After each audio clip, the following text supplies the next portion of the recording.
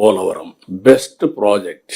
ఈరోజు మనం అందరం గుర్తుపెట్టుకోవాలి, పోలవరం పూర్తయితే సౌత్ ఇండియాలో ఏ స్టేట్ కూడా వాటర్ మేనేజ్మెంట్ లో గానీ అవైలబిలిటీ లో గానీ మనతో కంపీట్ చేయలేరు. మనం నీళ్లు వేరే రాష్ట్రాలకు ఇచ్చే పరిస్థితికి వస్తుంది. 3000 టీఎంసీ నీళ్లు సముద్రంలోకి పోతున్నాయి. ఒక 200 నుంచి 300 టీఎంసీ నీళ్లు ఎనివే ఇక్కడి నుంచి మీరు చూస్తే Polavaram to Visakhapatnam gravity, Polavaram to Krishna gravity.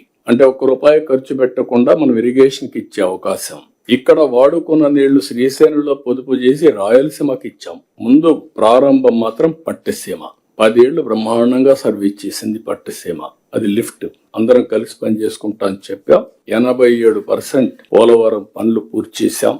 Diaphragm wall మొత్తం గోదావరిలో కలిసిపోతే మళ్ళీ కొత్త డయాఫామ్ వాల్ కట్టి ఈ సంవత్సరం 87% మొన్నే పూర్తయింది.